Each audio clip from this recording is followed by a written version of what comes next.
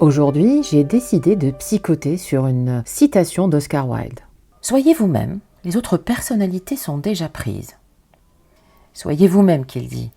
Sauf que pour plusieurs personnes, mon moi-même ne me plaît pas. Mon moi-même est nul. Mon moi-même, je le déteste. Mon moi-même est une fraude, un imposteur. Je ne suis personne. J'ai pas le droit d'être ici. Ce n'est pas ma place. Les autres sont tous plus beaux, plus riches, plus heureux, plus intelligents, plus accomplis, plus cultivés, plus forts, plus chanceux, plus attrayants, etc., etc. À travers cette citation que j'affectionne, parce qu'elle résume merveilleusement l'objectif ultime à atteindre pour chacun, qui est d'être fidèle à soi, j'ai envie aujourd'hui de vous parler d'un mécanisme psychique, d'un état d'esprit, un mindset, que nous retrouvons dans plusieurs troubles. Le sentiment ou complexe d'infériorité, ou encore syndrome de l'imposteur, comme on aime le nommer aujourd'hui, qui bien sûr varie à des intensités diverses et variées, qui va de « je ne suis pas à la hauteur, les autres sont de toute évidence mieux que moi, plus beau, plus impeccable, parfait, etc. » à « je suis une sous-merde et je ne vaux rien » dans ces intensités les plus fortes que nous retrouvons dans la dépression, par exemple.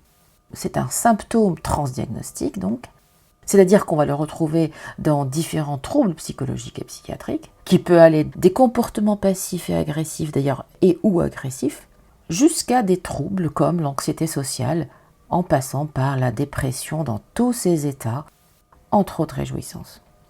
Se sentir inférieur aux autres est un vrai problème de société, devenu encore plus dramatique avec la suprématie de l'image, et son mécanisme est cognitif. Dans cette vidéo, je vous partage comment on peut s'en défaire en 5 points. Dans des temps anciens qu'on espère ne plus jamais revivre ni revoir, quand vous étiez un esclave, vous étiez convaincu sans aucun doute possible que vous étiez inférieur. Certes, vous fantasmiez d'être libre, mais l'impuissance apprise depuis le jeune âge vous démontrait par la réalité de votre environnement que vous étiez d'une classe inférieure. Aujourd'hui, nous sommes nés dans la modernité et la pseudo-liberté avec des parents qui nous ont désirés et aimés, mais beaucoup d'entre nous ne se sentent pas à la hauteur ou se sentent inférieurs, se comparent. Comment ça se fait ? 1. Une récente épidémie de perfectionnisme qui connaît des scores jamais atteints dans le passé est en cours. 2. Le dénigrement, évidemment, les maltraitances, les abus, traumas dans l'enfance. Ce n'est ni nouveau, ni en voie de disparition, malheureusement. Et en 3, vous avez la surprotection des enfants. Oui, la surprotection. Sans trop rentrer dans les détails, je vais brosser très grossièrement un tableau général de ces causes. Tout d'abord, le perfectionnisme. Dans notre monde moderne, la connaissance a augmenté. Les moyens d'accéder à la connaissance ont aussi augmenté. Aujourd'hui, il suffit de 5 secondes, certains disent 3, mais on ne va pas chipoter, pour qu'une information fasse le tour du monde. Donc, nous savons ou croyons savoir beaucoup de choses. Et de ces connaissances naissent hélas des « il faut »,« on devrait »,« je dois »,« il faudra », etc. etc. À titre d'exemple, la médecine a évolué et donc il faut être mince pour être en bonne santé. Il ne faut pas boire ou manger tel ou tel aliment. On doit être bon à l'école pour avoir un bon métier. Bon, ça c'est pas très sûr. Il faut être heureux, par exemple. Autant d'injonctions qui nous dirigent vers un perfectionnisme, hélas, morbide. Ces connaissances qui, au lieu de nous aider dans notre quotidien, finalement nous accablent. Mais est-ce que cela est étonnant ? Non, puisque l'être humain est un être cognitif, c'est-à-dire qu'il est capable de maîtriser la connaissance, mais il est dépourvu de sagesse. Raison pour laquelle il souffre, même quand il acquiert le savoir. Et tous ces idéaux du monde moderne, on les internalise et cela se transforme en exigences élevées à atteindre. Et le plus tragique, c'est que nous les transmettons sans même nous en rendre compte à nos enfants. Le niveau d'exigence du monde moderne est excessivement haut. Et quand je vise au-dessus de ce que je peux normalement et logiquement atteindre, je ne peux évidemment pas l'atteindre. Et comme je ne l'atteins pas, je suis forcément nul. On grandit, l'enfant grandit et ce sentiment d'infériorité s'est plus ou moins renforcé en fonction des expériences de vie que nous avons eues et par, hélas, la comparaison assez naturelle aux autres, ou plutôt à ce qui se voit des autres. En deuxième lieu, il y a la maltraitance et les abus. Alors je ne m'attarderai pas sur les abus, maltraitances et traumas. Chacun comprendra l'évidence de se sentir inférieur aux autres quand toute son enfance on a été insulté, délaissé ou abusé. On se sent différent et pas dans le bon sens du terme. La majorité de ces enfants font des dépressions à l'âge adulte. Certains des tentatives de et d'autres ne se ratent pas. Sauf si une bonne thérapie avec un thérapeute bien formé est entamée. En troisième lieu, il y a la surprotection. Ah bon? La surprotection peut donner un sentiment d'infériorité. Eh bien oui. Un enfant qu'on a surprotégé, à qui on a coupé la viande jusqu'à ses 10 ans, qu'on a empêché de pleurer ou d'être frustré quand il a eu des frustrations de son âge, proportionnelles à son âge et à ses possibilités, à ses émotions d'enfant, autrement dit qu'on a protégé de ses propres émotions par crainte qu'il soit traumatisé. Et oui, il y a ce genre de croyance parmi beaucoup de parents. Et bien cet enfant grandit en voyant ses parents faire tout à sa place. Et un enfant qui ne sait pas faire va grandir avec le sentiment de ne savoir rien faire. Il doute de lui en permanence, ne sait pas gérer ses émotions parce qu'il n'a pas appris à les gérer. Il se sent incapable au lieu de progressivement développer un sentiment d'auto-efficacité. Depuis le début de cette vidéo, nous parlons d'un sentiment d'infériorité. Un sentiment d'infériorité. Parce que justement, un ressenti ne reflète en aucun cas la réalité des choses. Je me sens nul n'est pas égal à je suis nul, de façon prouvée. Je pense à l'exemple de cette jeune patiente de 14 ans qui obtient régulièrement un bulletin d'or et qui continue à penser qu'elle est nulle et bête. Ou à cet étudiant à Centrale qui, lui, a carrément majoré à l'examen de passage et continue à penser que c'est un hasard et qu'il est inférieur aux autres étudiants, malgré toutes les preuves du contraire. Ce que pensent ces personnes est une fausse représentation de la réalité, une réalité pourtant factuelle. Un sentiment d'infériorité est donc totalement cognitivo-émotionnel. Et qui dit cognitif, dit qu'il est appris. C'est-à-dire que nous ne sommes pas nés avec. Et la bonne nouvelle est que tout ce qui s'apprend peut se désapprendre. Et qu'est-ce que ça veut dire, cognitif? C'est très simple. Ça veut dire que chacun d'entre nous est marqué par son histoire familiale, personnelle, environnementale, culturelle, qui laisse des traces dans nos esprits et engendre des pensées inconscientes, qu'on appelle cognition ou pensée automatique. Et cet ensemble de cognitions, c'est ce qui va constituer notre façon de voir et analyser ce qui nous entoure, c'est-à-dire les lunettes avec lesquelles on regarde le monde et avec lesquelles on vit le monde. Autrement dit, le logiciel avec lequel on interprète le monde. Et chacun a le sien. Je vous laisse imaginer les incompatibilités qui peuvent en découler.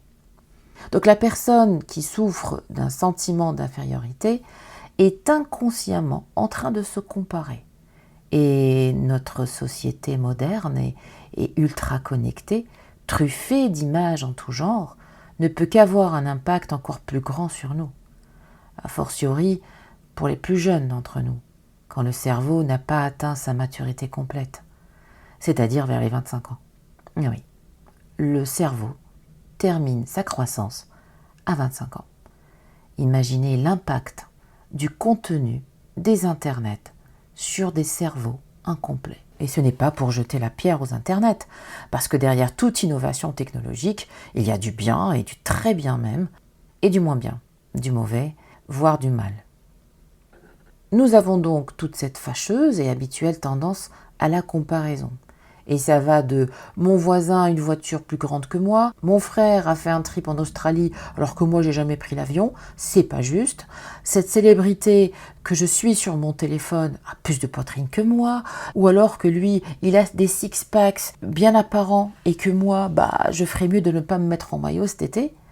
Ça va de ça à je suis nul, incapable, et même que je suis une merde, voire une sous-merde comparée aux autres. Les médias et les internets font parvenir jusqu'à dans nos poches, entre nos mains, autrement dit dans nos cerveaux, 24 heures sur 24 au fond de nos chambres, dans notre intimité, à toute heure du jour comme de la nuit, à des cerveaux jeunes, pas finis, le succès, la beauté quand elle n'est pas retouchée, la richesse quand elle n'est pas simulée, le talent de personnes dont nous ne voyons que ce que l'image veut bien nous en dire. Nous n'avons pas une vue réaliste de leur vie. Nous ne savons pas le prix qu'elles payent pour être derrière nos écrans et quels problèmes et soucis elles rencontrent tous les jours pour donner justement cette image de succès. Nous sommes invités à les voir comme des gens heureux. J'irai jusqu'à dire que nous fantasmons leur vie à partir d'images prises à un instant T d'un bonheur mis en scène. Vous allez peut-être me dire « Non, il ne l'est pas. T'en sais quoi? C'est peut-être vrai. » Oui, il peut être vrai à l'instant T, comme il l'est pour nous tous à un moment M ou un instant T. Nous avons tous vécu et nous vivrons encore des instants et des moments où nous serons souriants, joyeux, l'air heureux. Et je dis l'air heureux à dessein parce que nous faisons trop souvent la confusion entre la joie et le bonheur. Nous sommes donc volontairement ou involontairement soumis aux images de joie. Sauf que ces moments de joie, de réussite, que nous voyons massivement sur nos smartphones, réseaux sociaux, télévision, publicité dans la rue, etc., finissent par nous donner l'impression, l'illusion que c'est du bonheur. Et comme nous ne sommes pas heureux, pas encore, puisque le bonheur est la quête d'une vie, je vais me dire que je ne suis pas heureux alors que les autres le sont. Je suis donc moins bien que les autres. Et je peux commencer à penser que je ne mérite pas d'être heureux, ou que le bonheur n'est pas fait pour moi. Et avec le temps, je vais finir par l'intégrer comme une vérité inébranlable. Ces personnes que nous suivons sur nos réseaux et que nous croyons riches, belles et talentueuses donnent l'illusion que nous les connaissons, sauf qu'en réalité, pas du tout. Nous ne les connaissons absolument pas. Vous avez besoin de vous dire que ce que vous imaginez n'est peut-être pas la réalité réelle.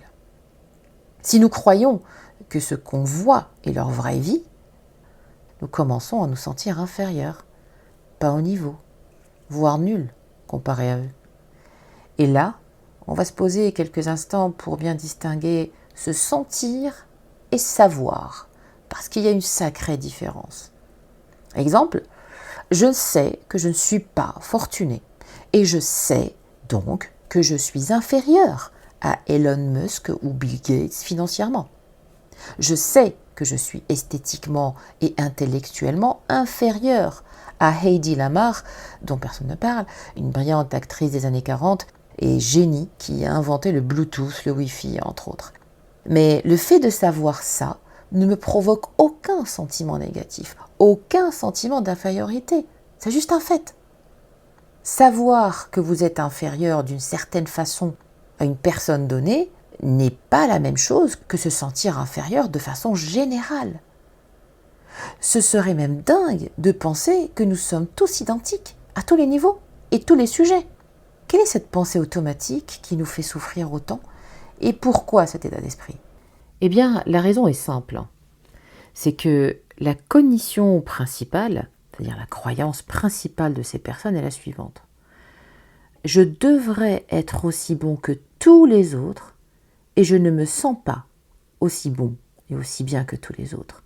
Et je ne sais pas pourquoi c'est comme ça.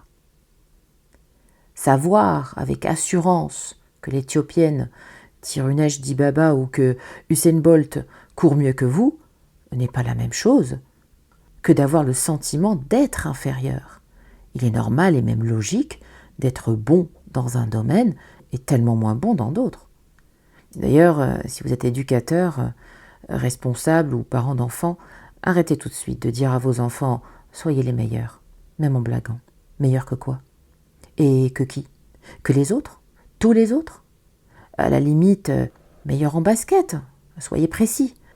Ou en français, soyez spécifique. Même si, à titre personnel, je préfère que vous soyez meilleur que vous n'étiez vous-même hier. L'induction de la comparaison dans l'esprit de l'enfant est extrêmement délétère pour lui. C'est un excellent moyen pour le faire souffrir, parce qu'il n'y a pas meilleur moyen de se rendre la vie misérable que de se comparer aux autres. Surtout pour plaire à papa ou maman, veut dire qu'ils ne seront fiers de moi que si je suis là, le meilleur. Et cette notion complique encore plus les choses. Nous savons que nous humains, nous nous comparons naturellement aux autres dès le très jeune âge. Ça, nous le savons, puisque des études ont été faites sur des bébés de 11 mois et que déjà, ça discrimine et compare. Discrimine dans le sens faire la différence, pas hiérarchiser mieux, meilleur, de moins bien. Les animaux font la même chose pour des raisons de survie. Cela permet de faire la différence entre ce qui est amical de ce qui est hostile. Normal. Je veux que tu sois la meilleure. Cette phrase va finir par créer ou simplement nourrir ce complexe d'infériorité déjà existant. Remplacez-la plutôt par « j'aimerais que tu sois bon, excellent dans ton domaine » ou dans cette matière. Si c'est important pour vous et que vous ne pouvez pas vous empêcher de pousser votre enfant, demandez-lui d'être bon, excellent dans son domaine, dans un domaine en particulier, sans cette notion de comparaison. Parce qu'ils ne seront jamais meilleurs que tout le monde, et certainement pas tout le temps. C'est impossible. Et au fond de vous, vous le savez. De plus, nous vivons dans un environnement social de comparaison, où on nous dit que si nous achetons tel fond de teint ou tel shampoing, c'est que nous le valons bien. Et en même temps, on vous montre une personne parfaitement coiffée et maquillée sous une lumière artificielle, très certainement retouchée. La personne qui a un sentiment d'infériorité préexistant et qui achètera le même shampoing n'aura certainement pas le même rendu que l'image présentée par la publicité et se sentira très certainement pire encore qu'avant, puisque même un excellent produit a finalement un rendu banal sur elle. C'est donc elle le problème, et pas le shampoing, et encore moins la pub. Comme je le mentionnais il y a quelques minutes, notre environnement d'enfant nous a forcément marqués, dans le bien comme le moins bien. Des fois, les éducateurs directs font de la comparaison. Regarde ton frère, il nage mieux que toi. Ta sœur est plus forte que toi en maths. Ton copain réussit mieux que toi à l'école, et même au foot. Ou pire encore, tu es vilaine, incapable et moche. Tout le quartier se moque de toi, toute l'école se moque de toi.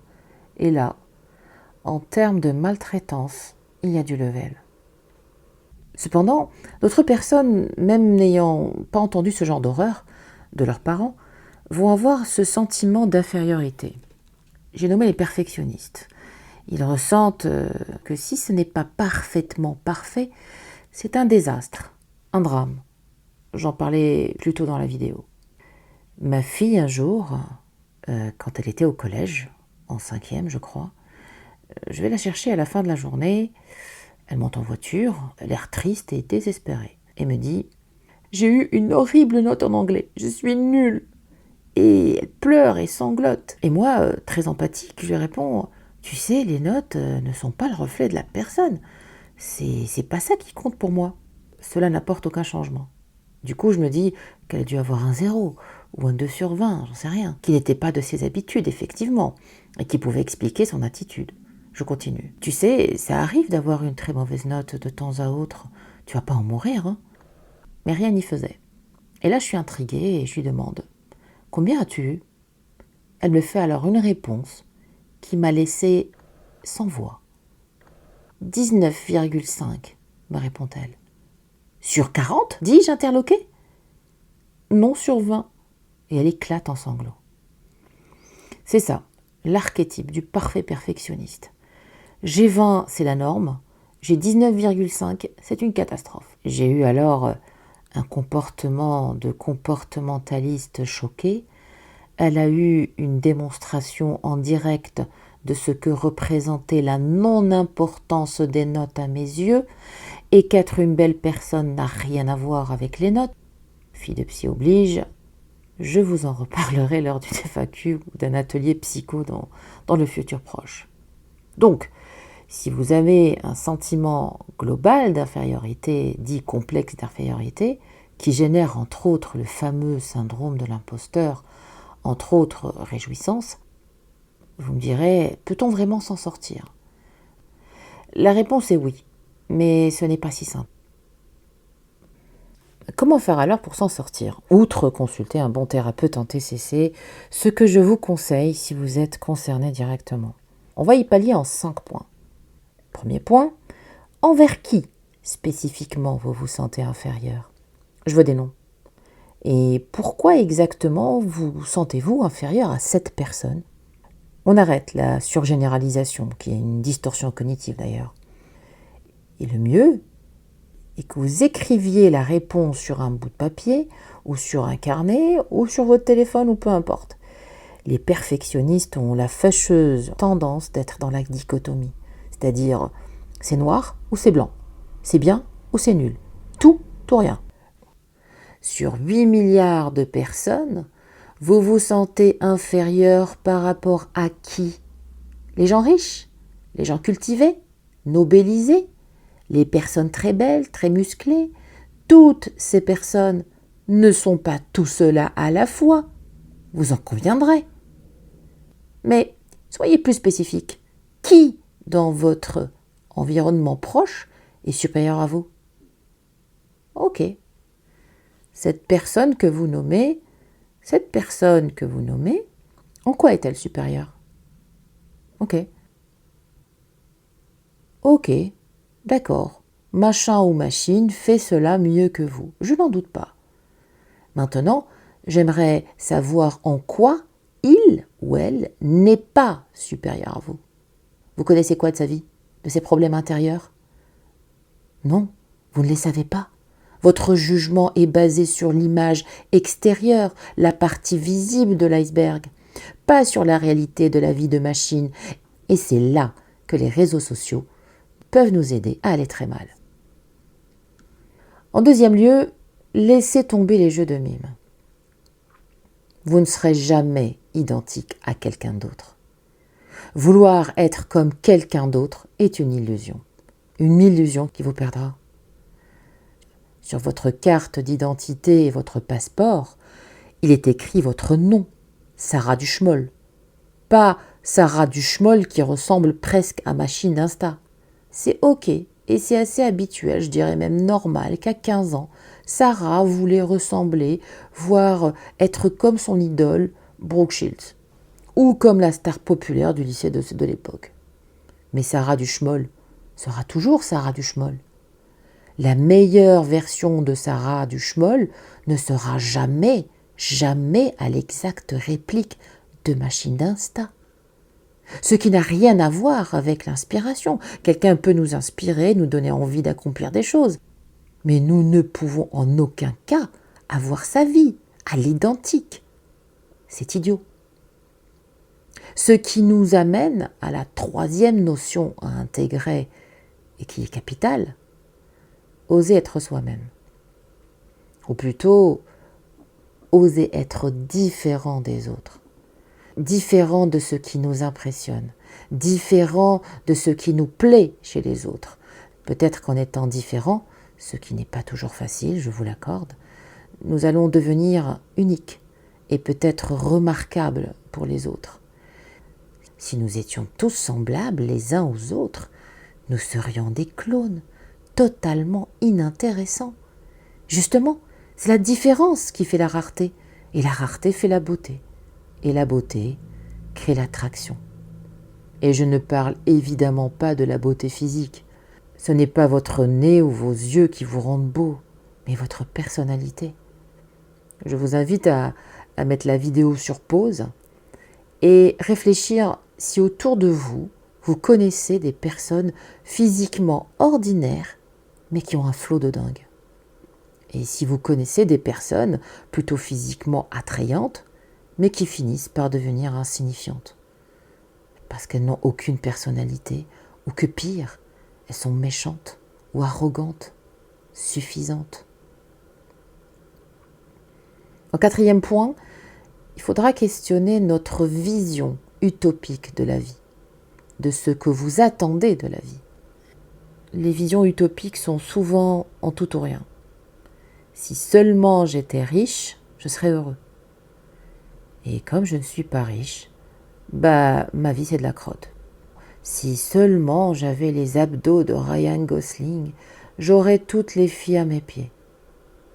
Et donc, comme je ne suis pas Ryan Gosling, aucune fille ne s'intéressera à moi, je vivrai seul jusqu'à la fin de ma vie. Vous reconnaîtrez ici la pensée dichotomique, la pensée en mode blanc ou noir. Eh bien, la vie ne marche pas comme ça, heureusement d'ailleurs. La vie est une série de couleurs et de nuances, d'une variété infinie. Il y a de la place pour toutes les personnalités et tous les physiques. Et ça, c'est une excellente nouvelle. Ce qui n'interdit pas de travailler à essayer de créer de la richesse. Ce qui n'interdit pas de soigner son alimentation, travailler son corps, en faisant régulièrement du sport par exemple. Parce que ceux qui sont riches et qui ont des abdos ne sont pas tous nés comme ça. Et telle ou telle célébrité, il a travaillé dur pour avoir ce corps. Non, ce n'est pas de la chance, c'est du travail, de la persévérance, de la patience, du temps. Et surtout et essentiellement de l'acceptation inconditionnelle de soi. Méfiez-vous de la pensée utopiste. Je rappelle que le mot utopie vient du grec utopos, qui veut littéralement dire en aucun lieu. En aucun lieu veut dire qui n'existe pas dans la réalité. Veut dire que votre recherche et votre attente est vaine et qu'elle vous mènera à la déception, à la tristesse, voire au désespoir. Sortez de l'utopie, sauf pour un livre, une série ou un film, en vous disant bien que c'est une fiction. En dernier et 5e point, posez-vous cette question. Qu'est-ce qui vous ferait sentir aussi bien que les autres ? Si vous pensez que le nez parfait vous fera sentir moins inférieur, oui, peut-être. Mais ça ne durera qu'un temps, puisque vos cognitions, elles, n'ont pas changé. La façon de penser profonde dans votre inconscient n'a pas changé. Je vous rappelle l'histoire du vilain petit canard. Vilain dans l'histoire, voulant dire moche et disgracieux, puisqu'il vivait avec des canards et qu'il ne leur ressemblait pas du tout. On connaît tous ce conte d'enfant plein de bon sens. Et si vous ne le connaissez pas, je vous invite à le lire. Empruntez-le à la bibliothèque de votre commune au rayon enfant. Il fait maximum 10 pages, écrit en très grand. Nous connaissons donc la souffrance et la tristesse de Petit Canard. Il s'est efforcé à nager comme les autres, à manger comme les autres, à dormir comme les autres, sans jamais y arriver. Et il se sentait très mal d'être si différent. Notre petit canard, son seul rêve était de ressembler à l'identique aux autres canards. Je fais volontairement abstraction du fait qu'en plus il était raillé, moqué par les autres. Ses frères et sœurs canards se payaient sa tête, sa mère le trouvait horrible. Le harcèlement et le jugement des autres sera l'objet d'une autre vidéo. Notre vilain petit canard aura donc tout fait pour réussir à devenir un canard. Mais il n'a jamais pu l'être, puisque ce n'était pas sa voie, ce n'était pas son chemin. Il n'aurait jamais réussi à devenir un canard, quoi qu'il fasse, puisque c'était un magnifique et superbe signe. Vous êtes peut-être juste au mauvais endroit, ou avec les mauvaises personnes. La bonne question à se poser serait: que puis-je faire pour être la meilleure version de moi-même ? De moi-même, ce qui veut dire aussi que je serai très certainement différent des autres, puisque les autres ne sont pas moi, et que je ne suis pas les autres, bien que je sois les autres pour les autres. Soyez vous-même, les autres personnalités sont déjà prises. Ce que Oscar Wilde dit est que si nous cherchons à être quelqu'un d'autre que nous-mêmes, nous ne serons qu'une copie de mauvaise qualité d'ailleurs, puisqu'il est impossible d'être quelqu'un d'autre, autant être soi-même. Il en a parcouru du chemin ce faux canard, avant de devenir un magnifique cygne. Et peut-être êtes-vous vous-même ce beau bébé cygne qui cherche désespérément à devenir un canard. Je vous laisse psychoter là-dessus.